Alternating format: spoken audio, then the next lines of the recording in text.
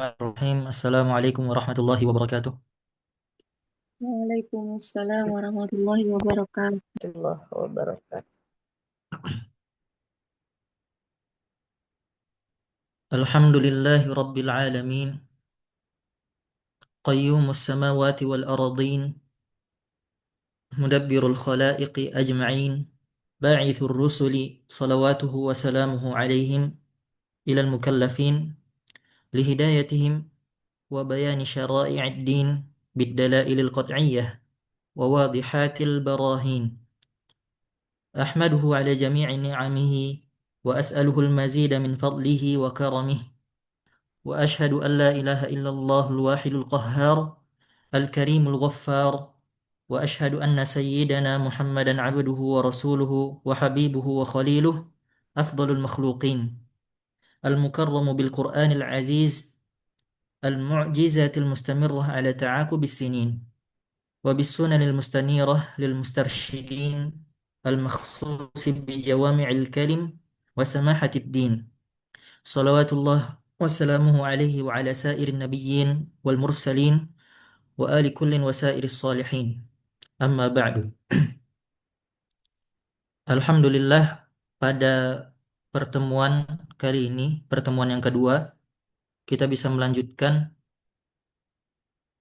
bersama-sama menuntut ilmu, saling belajar berkaitan tentang ilmu hadis, yang mana ilmu hadis terdiri dari dua cakupan, yaitu ilmu berkaitan dengan dirayah dan yang berkaitan dengan riwayah. Yang berkaitan dengan dirayah yang dimaksud adalah berkaitan hukum-hukum yang terdapat di dalam hadis, berkaitan matannya, apa yang terkandung di dalam hadis tersebut. Sedangkan ilmu hadis riwayah adalah ilmu hadis yang berkaitan tentang menghukumi sebuah hadis apakah itu sahih atau dhaif, dan mempelajari bagaimana keadaan setiap perawinya, apakah perawi tersebut terpercaya, thiqah, ataukah dia lemah, dhaif, dan lain-lain berkaitan tentang hukum hadis tersebut. Nah, kemudian mukaddimah yang tadi saya sampaikan di awal adalah mukaddimah dari Matan Arba'in, mukaddimahnya Imam Nawawi. Dan pada pertemuan sebelumnya kita telah mempelajari atau mengetahui siapa itu Imam Nawawi. Namanya adalah Yahya bin Syaraf An-Nawawi. Beliau adalah ahli hadis dan juga ahli fikih dan juga ulama pada zamannya, ulama besar, terutama fikih Syafi'i. Beliau terkenal dalam fikih Syafi'i dan banyak kitab-kitab beliau berkaitan dengan fikih Syafi'i. Dan beliau eh, menulis mukaddimah tersebut. Biasanya setiap ulama mengawali setiap kitabnya atau setiap pelajarannya dengan memuji Allah dengan berbagai pujian, begitu juga dengan salawat dan salam kepada Nabi Muhammad Sallallahu Alaihi Wasallam, begitu juga kepada para sahabat dan para pengikutnya hingga hari kiamat. Taib, kita lanjut ke mukaddimah setelahnya. أما بعد فقد روينا عن علي بن أبي طالب وعبد الله بن مسعود ومعاذ بن جبل وأبي الدرداء وابن عمر وابن عباس وأنس بن مالك وأبي هريرة وأبي سعيد الخدري رضي الله تعالى عنهم من طرق كثيرة بروايات متنوعات أن رسول الله صلى الله عليه وسلم قال: من حفظ على أمتي 40 حديثا من أمر دينها بعثه الله يوم القيامة في زمرة الفقهاء والعلماء. Nah, setelah mukaddimah sebelumnya, kemudian beliau menyebutkan sebuah hadis yang diriwayatkan dari sejumlah sahabat, diantaranya Ali bin Abi Thalib, Abdullah bin Mas'ud, Mu'adz bin Jabal, Abu Darda, Ibnu Umar, Ibnu Abbas, Anas bin Malik, Abu Hurairah, dan Abu Sa'id Al-Khudri. dari berbagai riwayat bahwasanya Rasulullah sallallahu alaihi wasallam bersabda, "Man hafidha ala ummati arba'ina haditsan min amri diniha." Barang siapa yang menghafal 40 hadis dari umatku min amri diniha yang berkaitan dengan agamanya, ba'athahullahu yaumil qiyamati fi zumratil fuqaha wal ulama. Maka Allah akan membangkitkannya pada hari kiamat bersama golongan para fuqaha, para faqih dan para ulama. Wa fi riwayah ba'athahullahu faqihan aliman. Dan dalam riwayat lain Allah membangkitkan dia sebagai orang yang faqih dan alim. Wa fi riwayat Abi Darda, dan dalam riwayat Abi Darda, wa kuntu lahu yaumal qiyamah syafi'an wa syahidan, dan aku akan menjadi pemberi syafaat dan pemberi saksi baginya pada hari kiamat.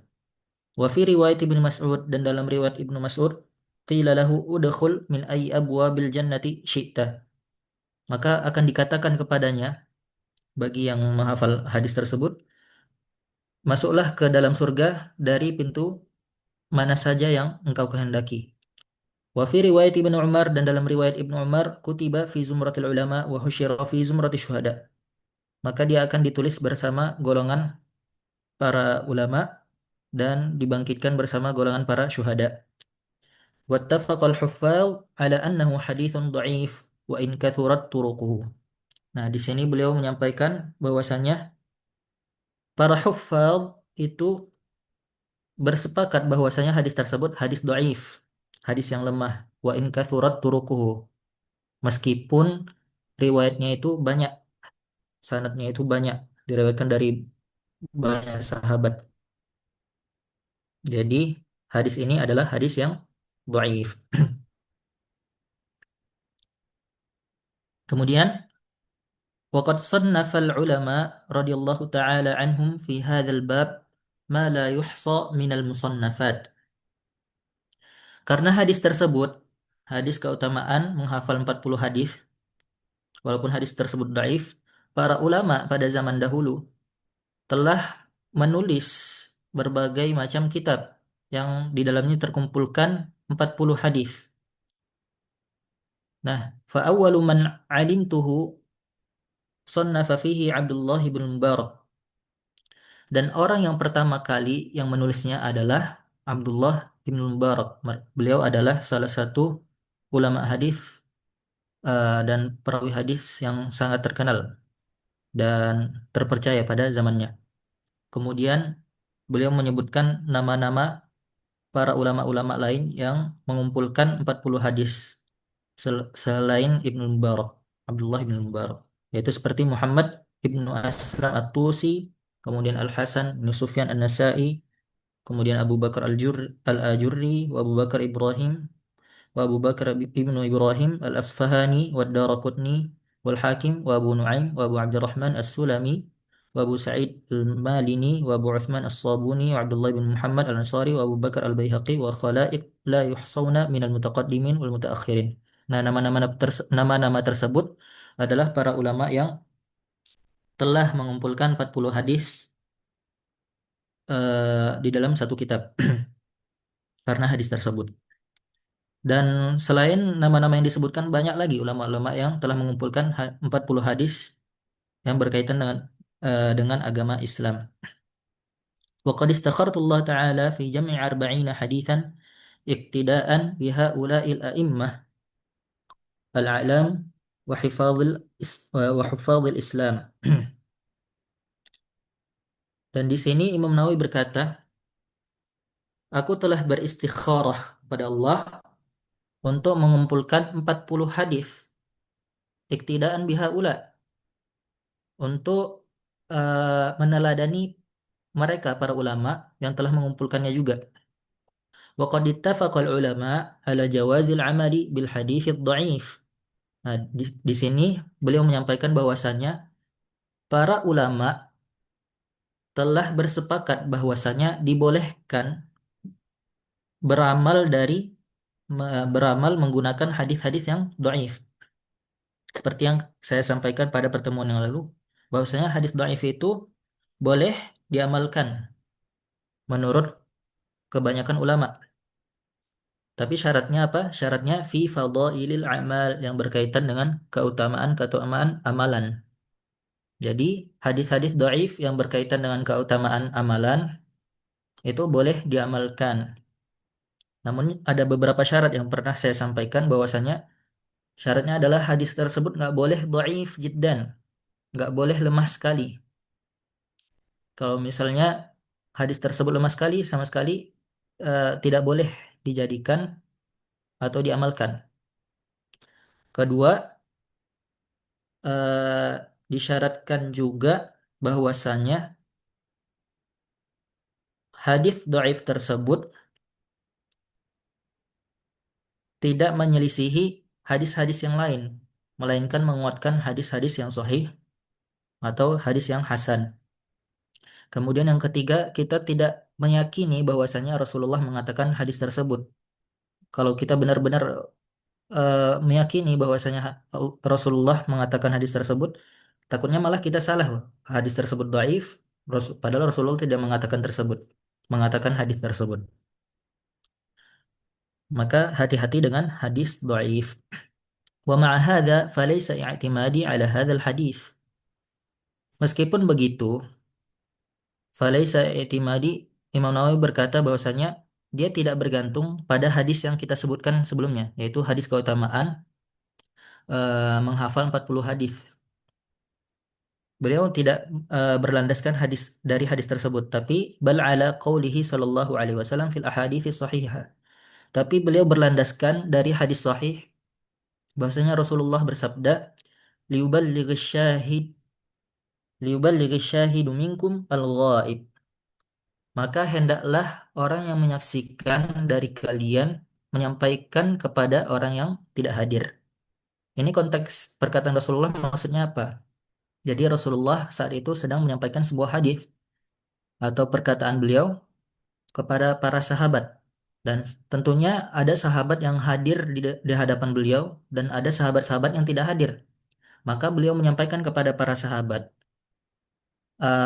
hadis-hadis yang aku sampaikan, perkataan-perkataan yang aku sampaikan ini, maka sampaikanlah juga kepada teman-teman kalian yang tidak hadir pada majelis ini.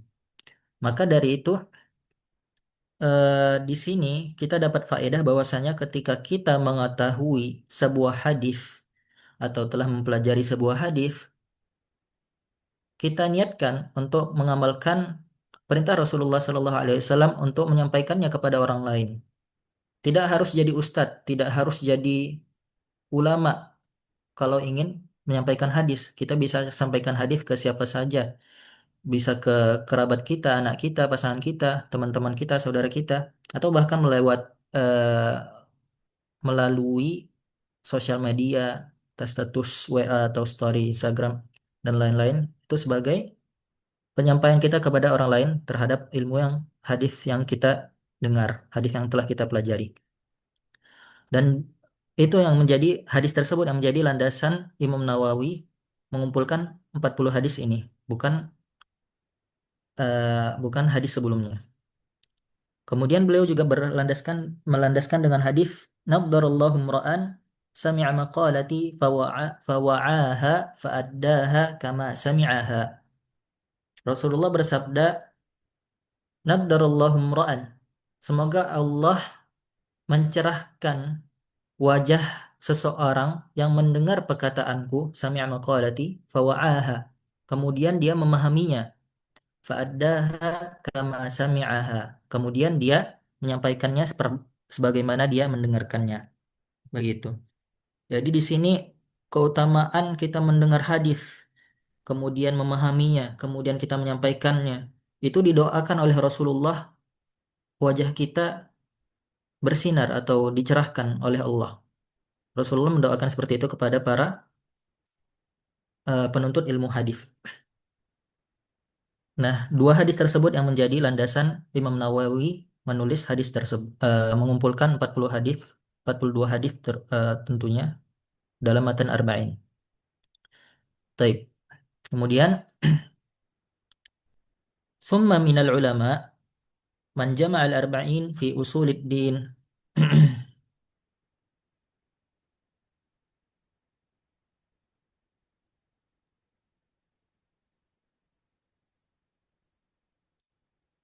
Jadi di antara para ulama ada yang mengumpulkan 40 hadis fi usuluddin. Apa itu usuluddin?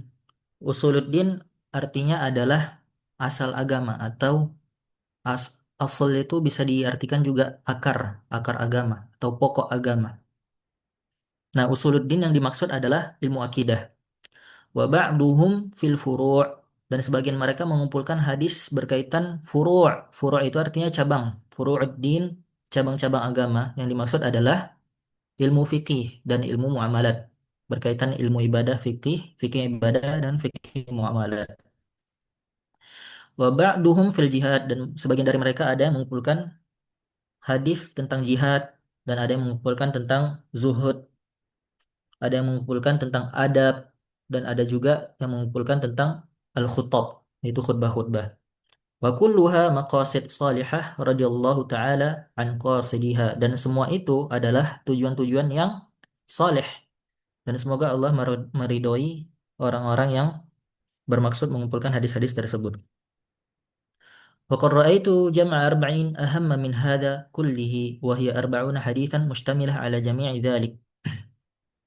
Dan di sini Imam Nawawi berkata, dan aku berpendapat atau aku ingin mengumpulkan 40 hadis yang lebih penting dari semua itu, yaitu 40 hadis yang berkaitan atau yang mencakup semua masalah, semua bab-bab yang ada dalam agama Islam. Nah, dan wa kullu haditsin minha qa'idah 'azimah min qawaidid din qad wasafahu ulama bi anna madar al-Islam alaih. Dan setiap hadis-hadis tersebut adalah hadis yang menjadi kaidah yang penting, kaidah yang besar di antara kaidah-kaidah dalam beragama Islam yang telah disifati oleh para ulama sebagai hadis yang madarul Islam alaih. Jadi perputaran agama Islam berada di hadis tersebut. Karena hadis tersebut adalah hadis yang penting dan menjadi kaidah dalam beragama. Au huwa nisful Islam au thuluthahu au nahwu dzalik. Ada yang mensifati juga setengah dari agama Islam, ada yang lain. ثم ألتزم في هذه الأربعين أن تكون صحيحة ومعظمها في صحيح البخاري ومسلم. Kemudian aku mengharuskan, mensyaratkan kepada diriku untuk mengumpulkan hadis-hadis yang sahih jadi 42 hadis ini beliau mensyaratkan agar hadisnya sahih. Wa mu'dhamuha fi sahihil Bukhari. Dan kebanyakan dari hadis-hadis yang ada di Matan Arba'in itu juga ada di hadis eh, juga ada di kitab Sahih Bukhari dan Muslim. Sahih Bukhari dan Muslim adalah kitab hadis yang paling penting bagi para umat Muslim di dunia karena di dalamnya dikumpulkan hadis-hadis sahih. Dan Sahih Bukhari adalah hadis yang paling sahih, merupakan kitab yang paling sahih setelah Al-Quran tentunya. Cuman bedanya eh, Bukhari dengan Muslim, Imam Bukhari itu mensyaratkan dalam pemilihan perawi atau penyeleksian perawi dalam hadis-hadis itu, beliau memilih perawi-perawi yang syaratnya tinggi, syaratnya lebih tinggi dibandingkan syarat Muslim. Nah, bedanya apa? Bukhari itu mensyaratkan subutul liqa. Jadi, misalnya perawinya ini harus benar-benar ketemu dengan perawi sebelumnya atau ketemu dengan syekhnya. Sedangkan Imam Muslim itu tidak harus diketahui dia pernah bertemu, tapi cukup diketahui imkanul liqa, yaitu kemungkinan bertemu. Jadi kalau kemungkinan bertemu dengan penetapan bertemu itu beda. Kalau benar-benar bertemu itu bisa didapatkan dari sejarah atau misalnya dia berkata haddatsana atau haddatsani atau sami'tu akhbarani. Haddatsani itu artinya dia telah menceritakan kepadaku atau aku mendengar dia berkata. Nah, di situ adalah sighah atau ungkapan-ungkapan yang menunjukkan bahwasanya dia benar-benar mendengar thubutus sama, benar-benar mendengar syekh sebelumnya atau perawi sebelumnya. Sedangkan Imam Muslim itu mensyaratkan pada perawinya itu tidak setinggi itu. Syaratnya hanya imkanul liqa, yaitu kemungkinan untuk bertemu. Jadi kalau misalnya perawi ini hidup dalam satu zaman yang sama dan kemungkinan bertemunya itu tinggi, maka itu dianggap hadis yang sahih. Misalnya kita meriwayatkan perkataan kakek kita, haddatsani jaddi atau an sami'tu jaddi qala, an jaddi qala, an jaddi qala, dari kakekku berkata. Misalnya kakeknya meninggal tahun 2020, sedangkan dia lahir tahun 2010. Jadi di situ dia hidup di zaman kakeknya sekitar dia punya 10 tahun. Di situ mungkin dia bertemu atau mendengar langsung dari kakeknya. Maka nggak apa-apa dia menggunakan an di sini dari. Jadi dalam ilmu hadis, ungkapan-ungkapan dalam menyampaikan hadis itu macam-macam. Ada haddatsana, akhbarana, sami'tu an, dan itu mempengaruhi dalam menghukumi hadis. Baik, kita lanjut. Wa adhkuruha mahdhufatal asanid liyushila hifdhaha wa ya'ummul intifa'u biha insyaallah ta'ala. Kemudian aku menyebutkan hadis-hadis tersebut tanpa sanad agar mudah dalam menghafalnya dan bermanfaat, eh, manfaatnya meluas gitu. Nah, kalau pada pertemuan sebelumnya kita membaca hadis Abi Darda dengan sanadnya haddatsana fulan sampai ke Abi Darda. Sedangkan hadis-hadis yang di Arba'in Nawawi itu langsung ke sahabatnya. Misalnya an Aisyah qala, an Umar qala, an Abdullah bin Umar qala gitu, berkata. Tujuannya apa? Agar kita mudah dalam menghafal dan manfaatnya itu meluas secara umum. ثم أتبعها بباب في ضبط خفي ألفاظها وينبغي لكل راغب في الآخرة أن يعرف هذه الأحاديث. Kemudian aku melanjutkan dengan faedah-faedah berkaitan dengan lafaz, bagaimana mengucapkan lafaznya, lafaz hadisnya. وينبغي لكل راغب, dan hendaklah setiap orang yang ingin atau mencintai akhirat untuk mengetahui hadis-hadis tersebut. Limashtamalat alaihi minal muhimmat, karena hadis-hadis tersebut mencakup hal-hal yang penting dalam beragama Islam. Wahtawat alaihi minat tanbih ala jami'at ta'at wa dzalika dhahir liman tadabbarahu. Dan hadis-hadis tersebut mencakup peringatan terhadap macam-macam ketaatan, dan itu zahir, jelas bagi orang yang mentadaburi hadis-hadis tersebut. Wa 'ala Allahi i'timadi wa ilaihi tafwidi wa istinadi wa lahul hamdu wan ni'mah wa bihi taufiq wal ismah. Baik, kemudian beliau memulai hadis.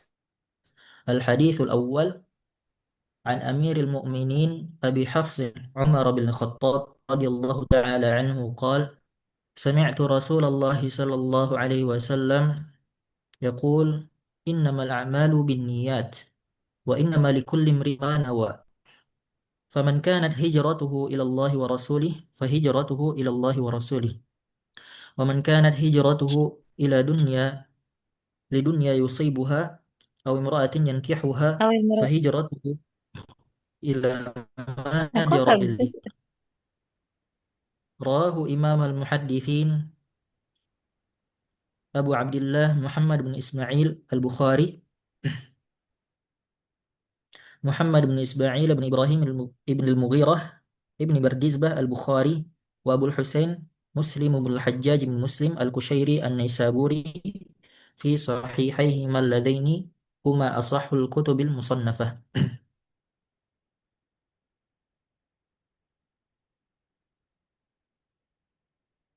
Taib, hadis pertama yaitu hadis yang berkaitan tentang niat. Hadis ini diriwayatkan oleh sahabat yang mulia, yaitu Amirul Mukminin Abi Hafs Umar bin Khattab. Siapa yang nggak tahu Umar bin Khattab? Umar bin Khattab, nama beliau adalah Umar bin Khattab ibnu Nufail ibnu Abdul Uzza ibnu Rayah ibnu Qurt ibnu Razan ibnu Adi ibnu Ka'ab ibnu Lu'ay Amirul Mukminin Abu Hafs Al-Qurashi Al-Adawi Al-Faruq radhiyallahu anhu. Namanya panjang ya. Sebetulnya namanya Umar saja, cuman orang Arab itu terbiasa menghafal nasab, ya. Menghafal nasab hingga ke kakek-kakeknya, buyut-buyutnya, begitu. Namanya Umar saja, sedangkan Al-Khattab ini adalah nama ayahnya tentunya.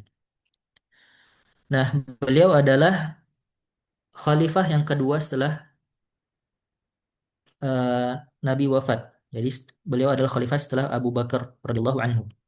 Kemudian eh, beliau juga dilaqabi atau mempunyai laqab julukan Al-Faruq, yaitu Al-Faruq artinya pembeda, pembeda antara yang hak dan yang batil.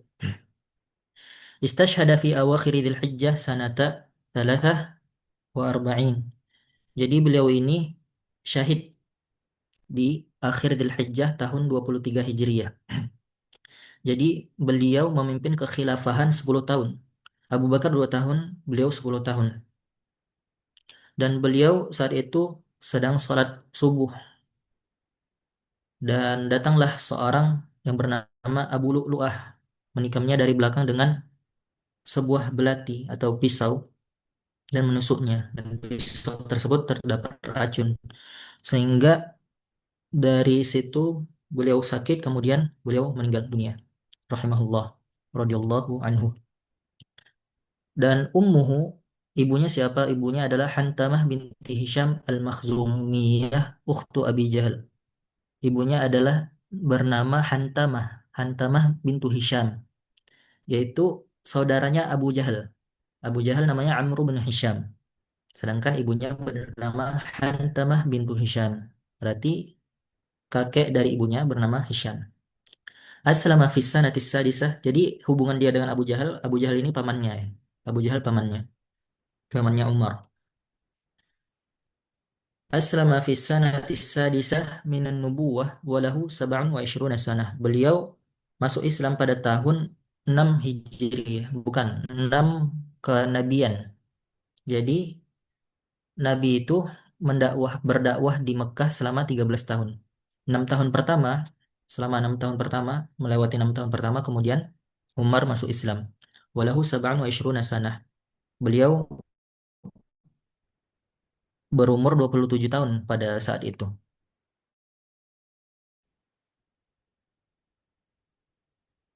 Nah, bagaimana cerita keislamannya Umar pada saat itu? Umar saat itu datang ke rumah adiknya, ke rumah adiknya perempuan yang ternyata telah masuk Islam bersama dengan suaminya. Kemudian ketika dia datang ke rumah, dia mendapati adiknya membaca Al-Quran. Nah, Umar ini bertanya-tanya, apa yang kamu baca ini?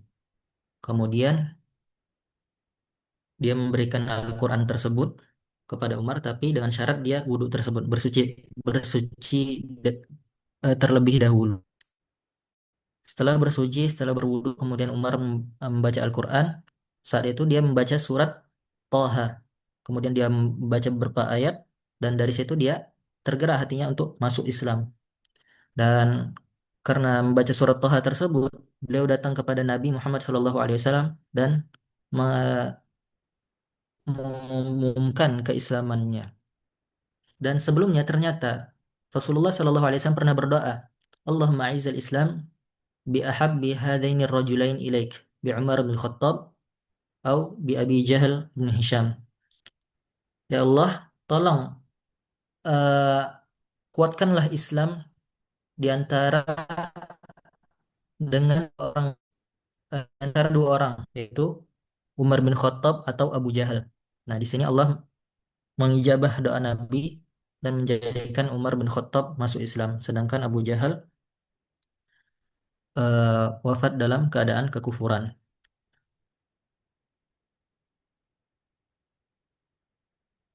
Taib. Dan Umar bin Khattab itu terkenal dengan keberaniannya dalam berdakwah. Sampai-sampai Rasulullah berkata, "Fawalladhi nafsi biyadih ma laqika syaitanu salikan fajjan illa salaka fajjan ghairu fajjik."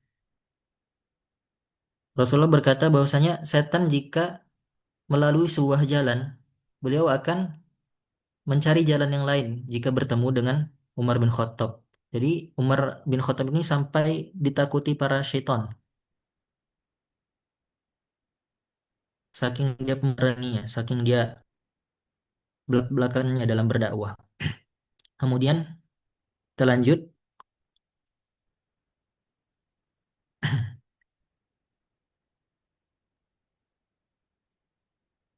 mengenai derajat hadis ini. Hadis ini tentunya hadis yang sahih, jelas kesahihannya karena terdapat dalam Sahih Bukhari dan Sahih Muslim.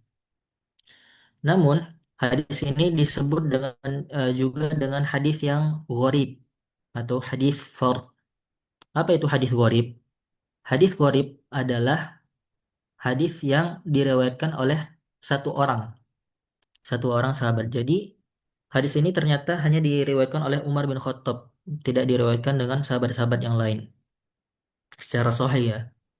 Mungkin ada sahabat-sahabat lain yang meriwayatkan hadis ini, tapi riwayatnya dhaif. Kemudian eh,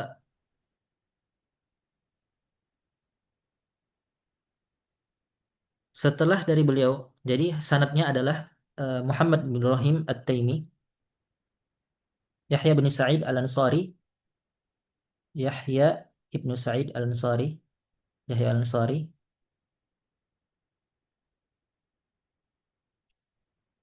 an Muhammad ibnu Ibrahim At-Taimi,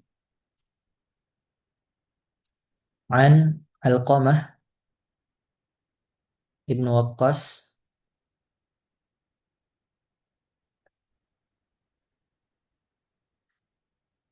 an Umar bin Khattab. Jadi yang meriwayatkan hadis ini adalah Umar bin Khattab, hanya Umar bin Khattab. Kemudian yang meriwayatkan dari Umar itu hanya Alqamah ibnu Waqqas. Kemudian yang meriwayatkan dari Alqamah bin Waqqas hanya Muhammad eh, ibnu Ibrahim. Dan yang meriwayatkan dari Muhammad ibnu Ibrahim hanya Yahya Al-Ansari, tidak ada orang lain. Kemudian dari Yahya bin Sa'id Al-Ansari ini, hadis ini menyebar, banyak meriwayatkan perawi-perawi lain yang meriwayatkan dari Yahya Al-Ansari.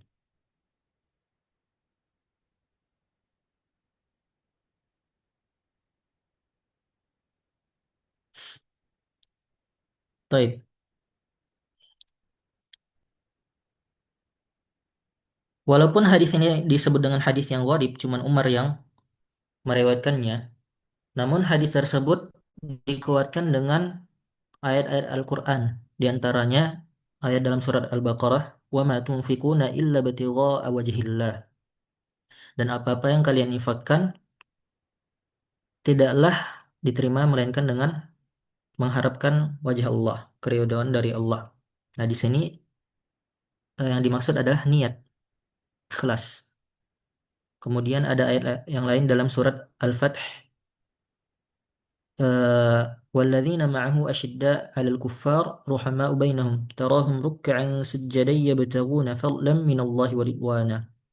Jadi para sahabat Nabi itu, para sahabat Nabi disifati oleh Allah sebagai orang-orang yang mencari keutamaan dan keridhaan dari Allah. Nah, di sini yang dimaksud adalah niat.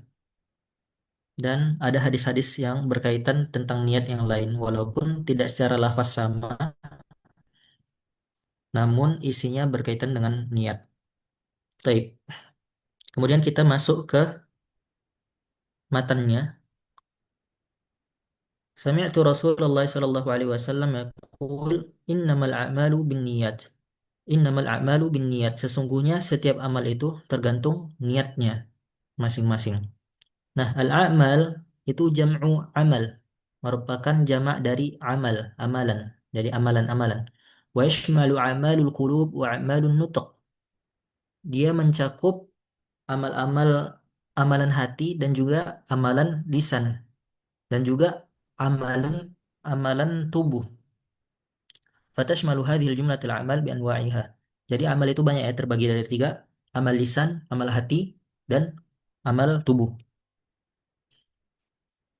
Contoh dari amal hati itu bagaimana? Seperti tawakal, kemudian rasa takut kepada Allah, rasa cinta kepada Allah. Itu termasuk ke dalam amal kulub, amal hati. Kemudian amal nutuk, amal lisan. Itu apa? Seperti kita mengucapkan syahadat atau berzikir. Itu termasuk amal lisan. Kemudian amal jawarih, amal badan. Itu seperti apa? Seperti kita sholat, seperti kita berjihad, atau yang lain-lain yang berkaitan dengan badan. Kemudian kita bin niat. Apa itu yang dimaksud dengan niat? Niat secara bahasa artinya al-qasd atau tujuan. Sedangkan secara syariat artinya al-azmu ala fi'lil ibadah taqarruban ila Allah Ta'ala. Yaitu kesungguhan dalam melaksanakan ibadah untuk mendekatkan diri kepada Allah Subhanahu wa taala. Kemudian di mana letak niat? Nah, letak niat itu berada di dalam hati. Jadi niat ini termasuk amalan hati dan tidak termasuk amalan jawarih, amalan badan dan tidak termasuk amalan lisan. Wal maksud min hadhihi niyah tamyizul adat min al ibadat wa tamyizul ibadat ba'duha min ba'd. Jadi gunanya niat itu apa? Gunanya niat dalam amalan itu apa? Yaitu untuk membedakan antara kebiasaan dengan ibadah dan membedakan ibadah yang satu dengan ibadah yang lainnya. Contohnya, membedakan kebiasaan dengan ibadah. Orang yang makan, orang yang makan karena lapar berbeda dengan orang yang makan dengan tujuan untuk menguatkan diri dalam beribadah.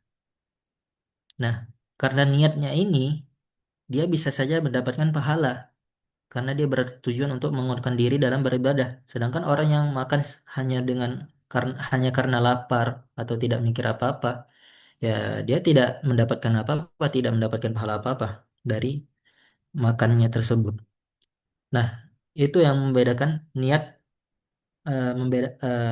fungsi niat, yaitu untuk membedakan kebiasaan dengan ibadah. Kemudian niat juga berguna untuk membedakan ibadah yang satu dengan ibadah yang lainnya. Contohnya, kita sholat subuh, azan fajar nih, azan subuh. Azan subuh biasanya setelah azan subuh ada sholat sunnah 2 rakaat. Dan sholat subuh sendiri juga 2 rakaat. Nah, yang membedakan sholat sunnah subuh dengan sholat subuh yang wajib, bedanya apa? Bedanya di niat. Jadi kita meniatkan ini sholat sunnah, maka dia pahalanya pahala sunnah. Kalau kita niatkan itu pahala wajib, sholat wajib, maka pahalanya pahala wajib. Dan kita jika meninggalkannya, kita akan mendapatkan dosa. Gitu.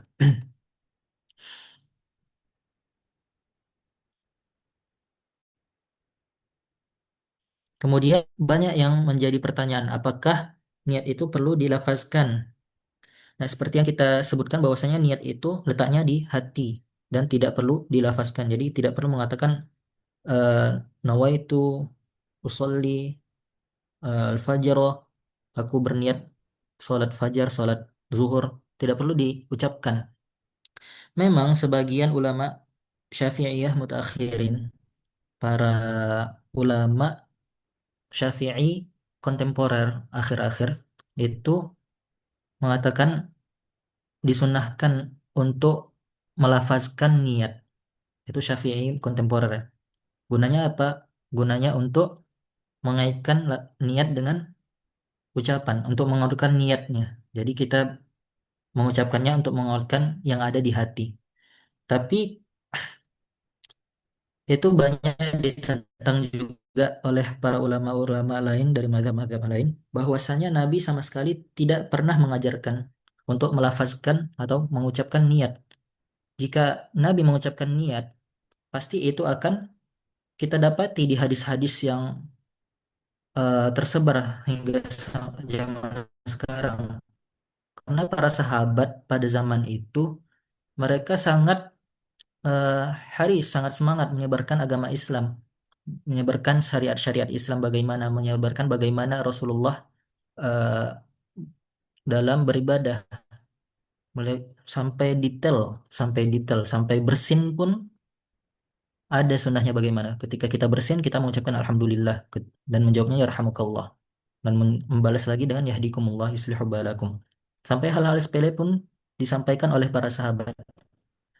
Maka jika hal-hal sepele saja disampaikan oleh sahabat sunnahnya bagaimana, seharusnya niat juga disampaikan. Nah, sedangkan ketika kita mengecek apakah ada hadis yang berkaitan tentang mengucapkan niat ketika sholat, mengucapkan niat ketika berpuasa, itu tidak didapatkan sama sekali.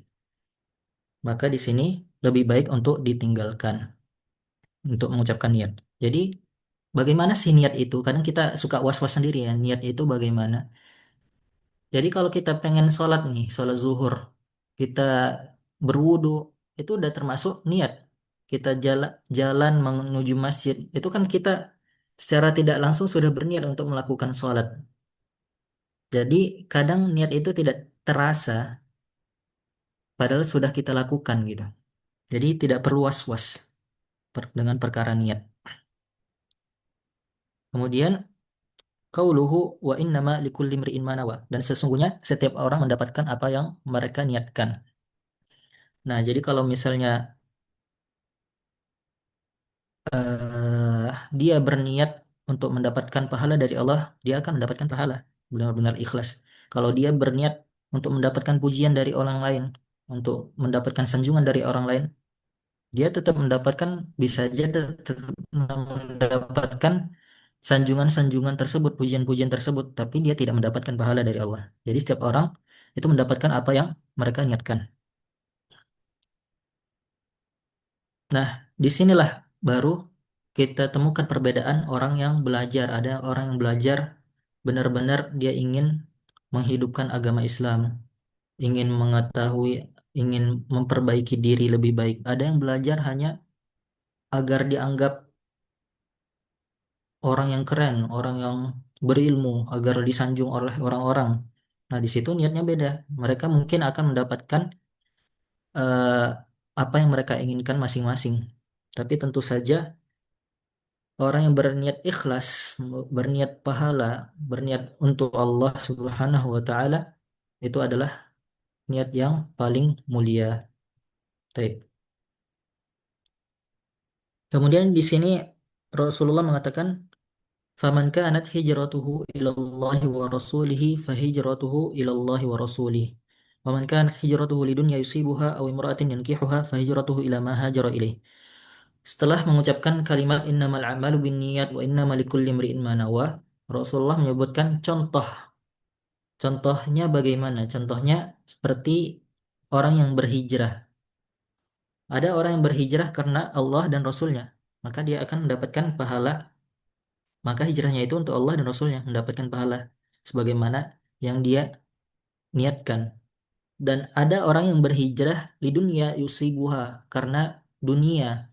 Misalnya karena di tempat tersebut dia bisa mendapatkan uang banyak, atau dagangannya mungkin lebih laku jika dia berhijrah atau berpindah ke sana.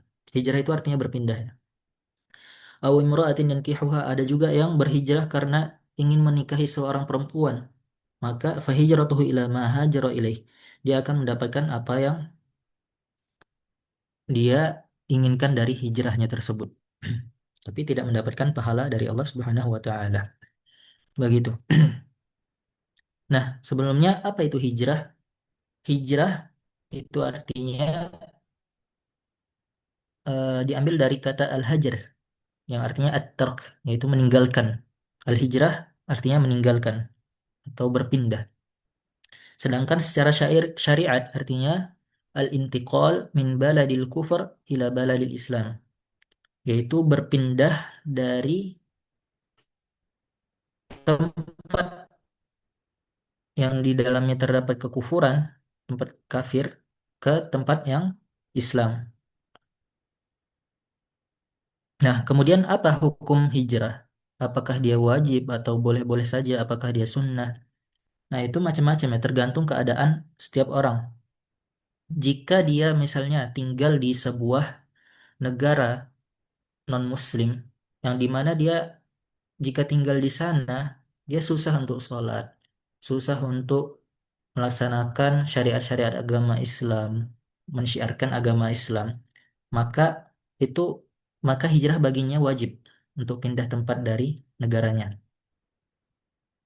Namun, jika dia tinggal di tempat yang dia masih bisa sholat, masih bebas sholat, mau melakukan syariat-syariat Islam bebas, tidak ada tekanan dari pemerintah maupun masyarakat, maka hijrahnya itu tidak wajib, melainkan sunnah ke negara Islam. Begitu.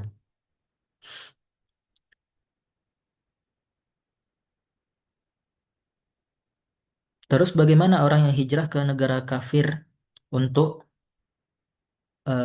untuk berdakwah misalnya atau untuk maslahat, sebuah maslahat. Maka itu sebuah yang sesuatu yang disunahkan juga bagi orang yang mampu. Tapi orang yang tidak mampu, ya lebih baik untuk tetap berada di negara Islam, negaranya masing-masing. Baik.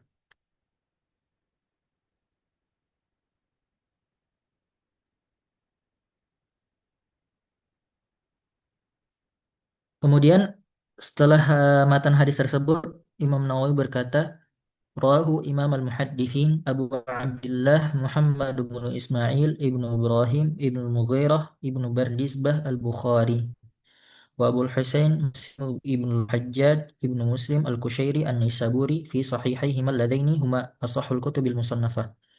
Jadi hadis ini diriwayatkan oleh Imam Bukhari dan Imam Muslim dalam kitab sahih mereka. Dan nama Imam Bukhari itu nama panjangnya adalah Muhammad ibnu Ismail ibnu Ibrahim. Biasanya kalau kita menghafal nama seorang ulama, kita cuma menghafal namanya dan nama ayahnya saja, Muhammad ibnu Ismail al-Bukhari begitu. Atau dan juga Muslim ibnu Hajjaj an-Naisaburi.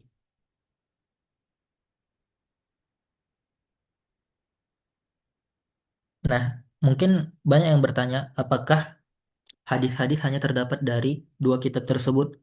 Tidak ya.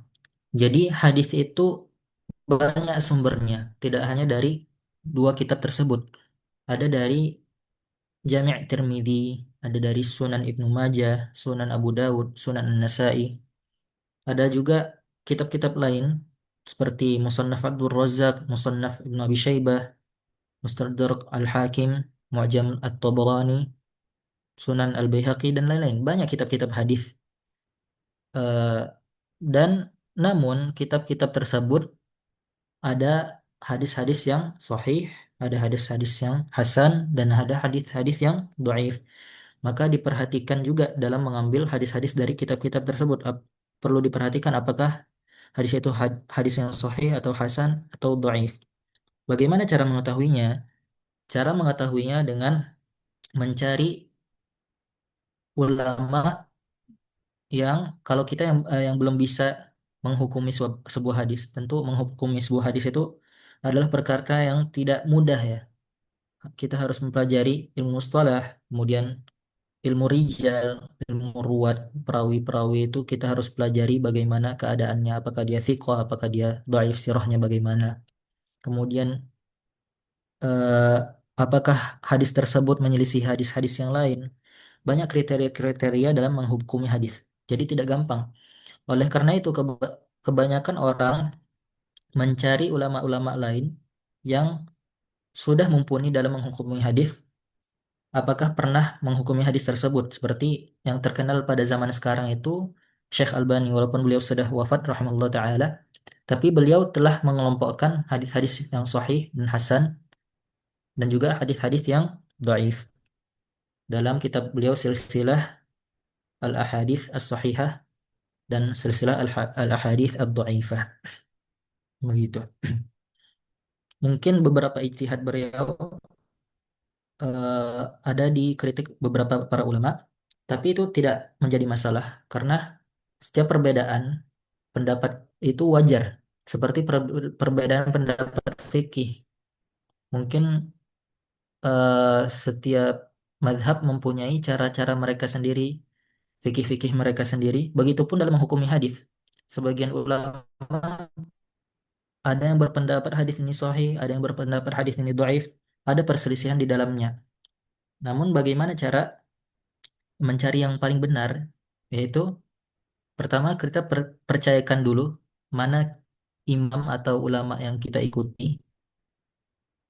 Itu adalah level yang paling rendah.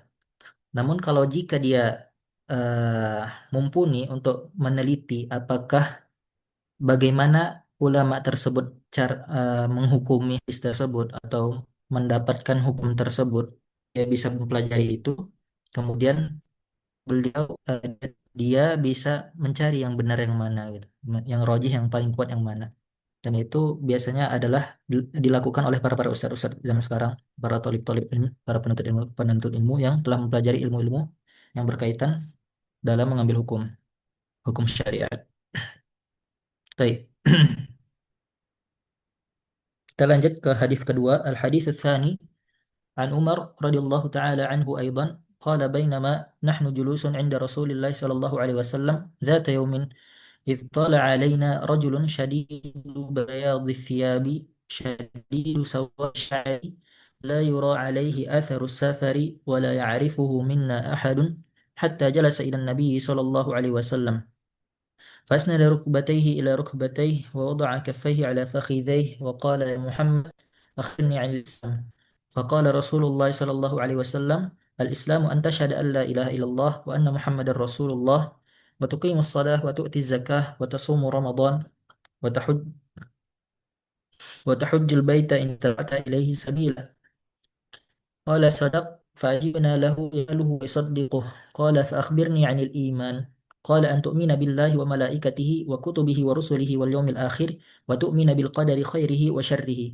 قال صدق قال فأخبرني عن الإحسان قال أن تعبد الله كأنك تراه فإن لم تكن تراه فإنه يراك قال فأخبرني عن الساعة قال ما المسؤول عنها بعلم من السائل قال فأخبرني عن أماراتها قال أن تلد الأمة ربتها وأن ترى الحفاة عراة العادة رعاء الشاء يتطاولون في البنيان ثم انطلق فلبثت مليا ثم قال يا عمر أتدري من السائل قلت الله ورسوله أعلم قال فإنه جبريل أتاكم يعلمكم دينكم رواه Muslim.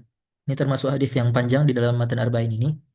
Diriwayatkan juga oleh Umar bin Khattab radhiyallahu taala anhu dan isinya merupakan eh, berkaitan tentang arkanul Islam, rukun-rukun Islam dan juga rukun iman dan juga tentang ihsan dan juga tentang tanda-tanda hari kiamat.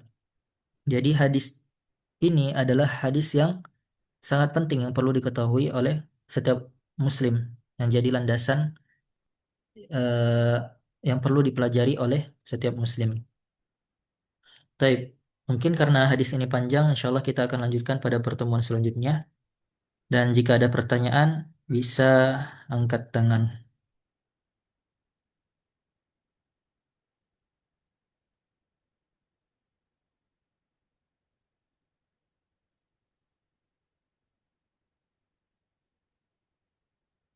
Silakan, Apu Igem.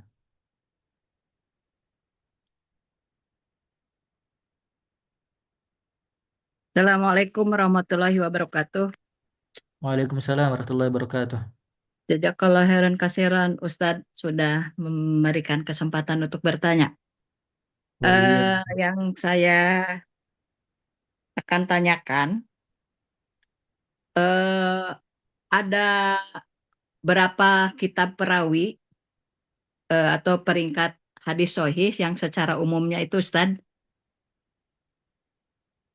tentang Ada ya, hadis yang ke satu tadi, Innamal a'malu binniyat itu. ada berapa perawi maksudnya? Ya maksudnya yang perawi yang menyatakan hadis yang ke satu tersebut ada berapa perawinya, misalkan eh, yang sohihnya gitu ya.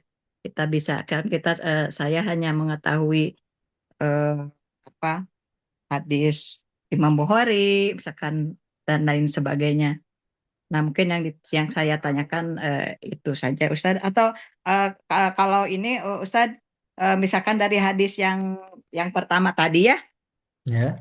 eh, dalam hadis ini apa yang harus kita cek setiap pagi sebelum beraktivitas tentang hadis yang pertama? Mungkin itu saja, Ustadz.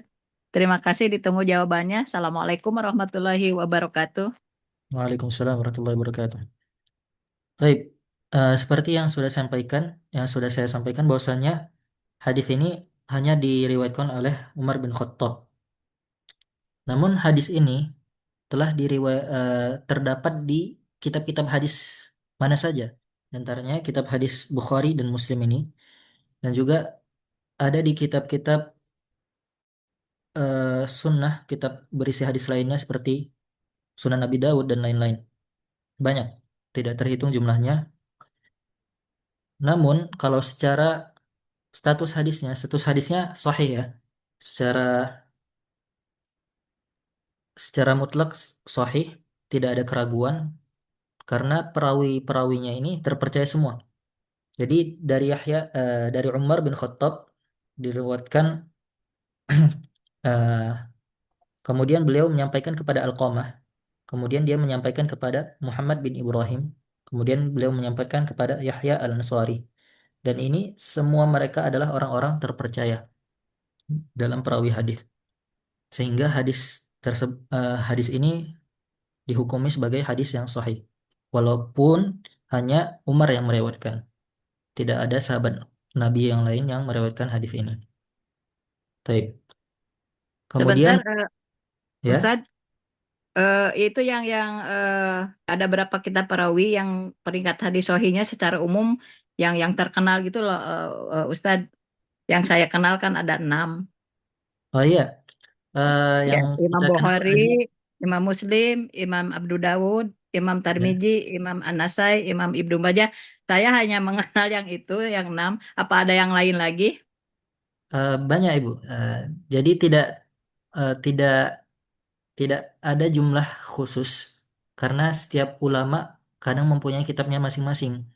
Dan yang selain 6 kitab tersebut, sebutkan contohnya seperti Sunan Al-Baihaqi, Mu'jam At-Tabrani, Sahih Ibnu Khuzaimah, Sahih Ibnu Hibban, kemudian ada juga Musannaf Ibnu Abi Syaibah, Musannaf.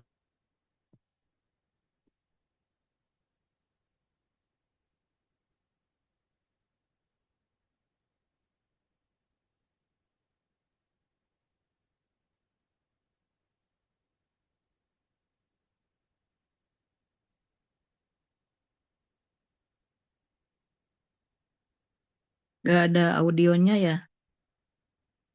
Oh iya, hilang. Sama ya Bu, hilang ya Bu? Iya, mungkin Ustadz terlempar ya. Ah, atau sinyal mungkin ya? Bisa jadi Bu sinyal karena ini sudah di sebagian daerah masuk waktu sholat ya. Oh iya, maghrib. Iya. Hmm. Jazakillah.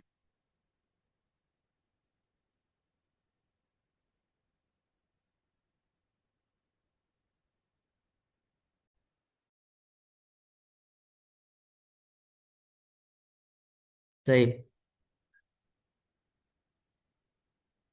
Cuman yang terkenal adalah 6 kitab tersebut ya. Sahih Bukhari dan Muslim, kemudian Sunan Abi Dawud, Jami' Tirmidzi, Sunan Nasai dan Sunan Ibnu Majah. Kemudian bagaimana kita mengawali hari-hari menggunakan hadis yang pertama ini?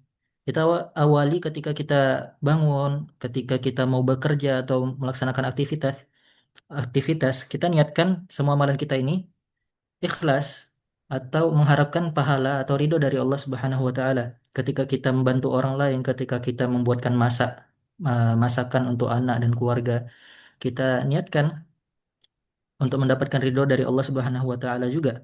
Sehingga dari apa yang kita lakukan ini, kita bisa mendapatkan pahala dari kebiasaan-kebiasaan kita. Begitu. Taib, Iya. apakah ada pertanyaan Ja- lain? Jazakallah khairan kasiran. Wa iya. Assalamualaikum Ustaz. Waalaikumsalam warahmatullah. Silakan, Fadil. Iya, syukron Sat, jazakallah khairan sebelumnya atas kesempatannya. Mau tanya Sat terkait dengan hijrah tadi, terkait dengan hukum ya. Nah, ini kan juga Ya. banyak yang didiskusikan ya di masyarakat setempat, khawatir Hmm. kita salah memahami yang berkaitan dengan orang-orang Palestina Sat. Bagaimana mereka kan ditindas dan segala macam. Apakah hijrahnya mereka itu menjadi suatu kewajiban atau seperti apa? Seperti itu. Eh, Wallahu alam, Anda belum bisa menjawab bagaimana jawabannya. Tapi secara asalnya Palestina adalah negara Muslim yang ditindas oleh Zionis. Dan asalnya itu adalah milik umat Muslim Palestina ini. Apakah mereka harus keluar atau tidak? Tentunya itu balik ke fatwa para pemerintah setempat dan yang mengurus Palestina. Nah, untuk per individu, wallahu alam, anak kurang tahu jawabannya. Bisa ditanyakan kepada ustadz-ustadz yang lebih tahu atau ke para masyayikh. Baik, ada pertanyaan lain?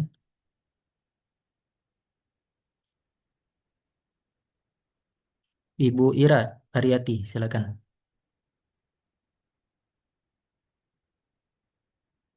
Assalamualaikum Pak Ustadz, saya mau bertanya.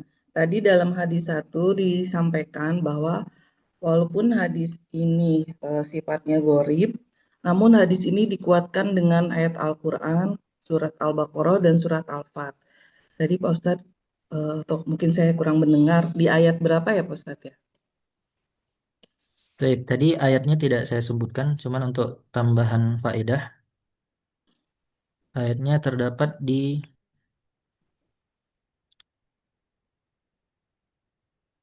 Al-Baqarah ayat 272.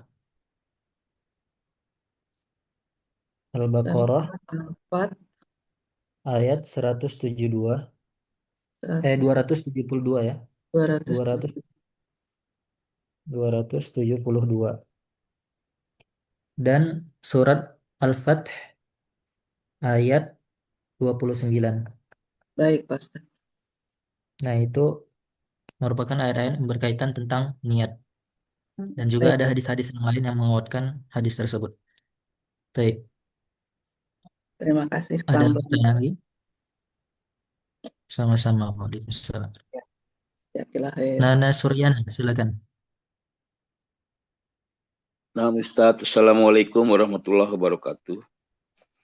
Waalaikumsalam Ustadz, warahmatullahi tadi wabarakatuh. disebutkan bahwa hadis yang pertama ini itu disebutkan gharib, Ustadz. Hanya Umar ibn Khattab saja yang meriwayatkan. Yang menjadi pertanyaan saya adalah pertama mengapa Umar ibn Khattab tidak menyampaikan pada sahabat lain gitu, Ustadz. Padahal ini adalah satu hadis yang tadi poros daripada agama gitu. Itu Ustadz. Baik, Kemudian yang kedua Ustadz? Apa asbabul wurudnya ini? Asbabul wurud daripada hadis ini Ustadz. Jazakallahu khair Ustadz. waiyak. Baik. Untuk kenapa Umar tidak menyampaikan hadis ini ke para sahabat? Itu banyak dibahas oleh sebagian ulama bahwasanya hadis ini termasuk hadis yang eh, berisi perkara yang masyhur atau yang diketahui oleh para sahabat. Itu tentang niat. Nah, berkaitan niat, semua orang tahu. Semua amalan itu butuh niat. Dan semua amalan itu harus ikhlas karena Allah Subhanahu wa Ta'ala. Dan itu dikuatkan dari ayat-ayat yang tadi yang Anda sebutkan. Dan juga ada hadis-hadis lain yang menguatkan yang berkaitan tentang niat. Tapi hadis Umar ini kenapa menjadi sangat terkenal di zaman sekarang? Karena hadisnya itu termasuk jawami'ul kalim istilahnya. Apa itu jawami'ul kalim? Jawami'ul kalim adalah perkataan-perkataan Rasulullah yang dia lafaznya sedikit, kata-katanya sedikit, tapi mencakup banyak makna atau mengandung makna yang sangat besar, luar biasa.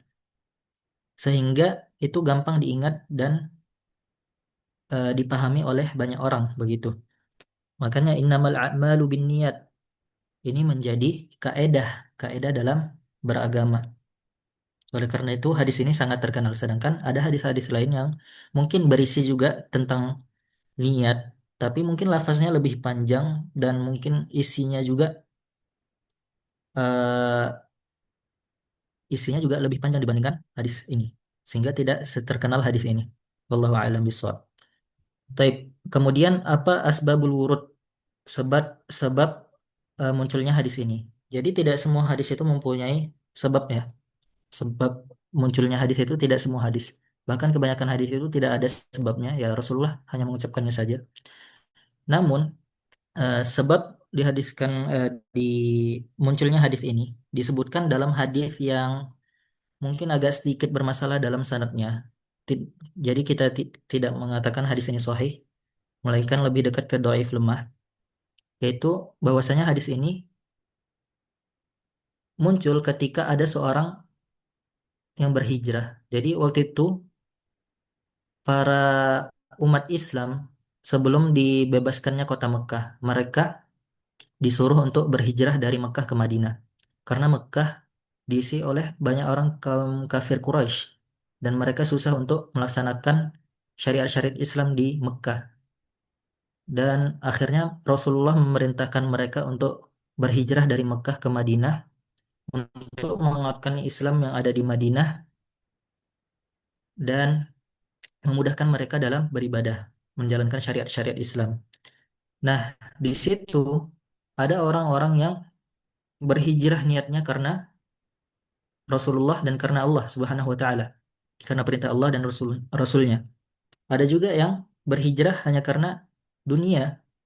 Di antaranya ini disebutkan contohnya adalah dikarenakan dia ingin menikahi seorang wanita. Nah, wanita wanita ini disebutkan dalam riwayat yang lemah namanya Ummu Qais. Jadi orang yang hijrah, jadi laki-laki ini hijrah dari Mekah ke Madinah untuk menikahi seseorang yang bernama Ummu Qais ini. Sehingga Rasulullah pun eh, bersabda dan menyampaikan hadis tentang niat tersebut dan mencontohkan tentang orang yang berhijrah karena ingin menikahi perempuan begitu. Begitu asbabul wurudnya. Taib, ada pertanyaan lagi? Ustaz, dikit Ya? sedikit apa menurut ada sesuatu yang agak mengganjal sedikit Ustaz. Di awal tadi Ya? ketika Umar Ibn Khattab sebelum masuk Islam, dia akan masuk Islam, diperintah Hmm? ketika ada saudaranya sedang membaca Al-Quran, diperintahkan untuk berwudu dulu Ustaz sebelum memegang mushaf itu atau tulisan tersebut. Maksudnya Ya. kan beliau itu masih dalam kafir, itu gimana Ustaz wudu, posisi wudunya beliau itu? Nah, di situ wallahu alam, Ana tidak tahu bagaimana, tapi secara riwayat memang banyak yang menyebutkan bahwasanya adiknya ini memerintahkan Umar untuk bersuci terlebih dahulu karena eh, ya tentu orang kafir tidak pernah berwudu atau bersuci sebelumnya. Sedangkan Al-Qur'an itu ketika kita memegangnya harus dalam keadaan suci, begitu. Bagaimana tata cara bersucinya, tata cara wudhunya, apakah sama seperti wudhu sekarang? Bagaimana si Umar tahu bagaimana cara bersuci itu? Wallahu alam, ana kurang tahu. Apakah seperti wudhu kita seperti sekarang, ataukah ada wudhunya sendiri? Wallahu alam. Itu tidak disebutkan dalam riwayat. Baik. Nah, Ustaz, maksudnya secara fikih memang bisa Ustaz, maksudnya gitu. Oh, Seorang secara yang fikih, kafir secara fikih. berwudu. Nah, Secara fikih, apakah seorang yang kafir, apakah wudhunya itu berguna? Kemudian nah, memegang mushaf, maksudnya seperti itu, Pak? nah Ustaz. Nah, itu wallahu alam. Mana tidak tahu. Mana tidak pernah Nah, Ustaz. mempelajari. Nah, Ustaz, kalau khair Ustaz. Baik. Barakallah. Baik, mungkin pertanyaan terakhir ya. sebelum kita tutup karena sebagian tempat sudah masuk waktu maghrib. Miza, silakan. Syukran Ustaz. Assalamualaikum. Ustaz, kitab Arba'in Nawawi ini ternyata banyak kitab pensyarahnya. Nah, itu tuh sebenarnya apa perbedaan dari berbagai kitab itu, dan untuk pemula, mana pemula belajar bahasa Arab nih Ustaz, mana yang sebaiknya mulai dibaca gitu Ustaz? Untuk syarah hadis Arba'in itu banyak yang mensyarahnya. Di antaranya Syekh Utsaimin. Yang terkenal syarahnya Syekh Utsaimin. Dan itu cukup tebal sebenarnya. Ada 300-an halaman dalam bahasa Arab. Mungkin dalam bahasa Indonesia bisa 500-an halaman. Dan penjelasannya juga agak banyak. Sedangkan untuk pemula, menurut saya sih PDF yang kami sebarkan di komunitas itu bisa dimanfaatkan. Isinya terjemahan Arba'in Nawawi dan beberapa faedah yang didapatkan dari hadis-hadis Arba'in Nawawi. Nah, itu bisa dimanfaatkan untuk pemula. Sedangkan syarah-syarah yang lain itu contoh saja. Kalau misalnya syarah yang panjang seperti syarah Ibnu Rajab yang terkenal Jami'ul Ulum wal Hikam, itu syarah yang paling panjang tentang hadis Arba'in. Itu bisa dimanfaatkan. Eh, tapi kalau misalnya bingung, kita bisa tanyakan orang yang lebih tahu. Atau sekarang zaman sudah canggih, bisa kita manfaatkan juga AI atau apapun itu Ya. dalam mempelajari untuk apa ya, mempermudah kata-kata yang mungkin kita tidak pahami. Kadang kita membaca buku kita tidak paham ini maksudnya apa. Itu kita masukkan ke AI, kemudian kita minta penjelasan, bisa seperti itu. Baik. Ya. Syukran Ustaz atas jawabannya. Jazakallah khairan. Wa iyyak. Baik, jazakumullahu khairan. Barakallahu fikum. Terima kasih kepada semuanya yang telah hadir pada sore hari ini. Semoga apa yang kita pelajari dapat bermanfaat dan menjadi timbangan amal bagi kita semua. Barakallahu fikum. Assalamualaikum warahmatullahi wabarakatuh. Waalaikumsalam warahmatullahi wabarakatuh. Jazakallahu khair, Ustaz. Terima kasih Ustaz.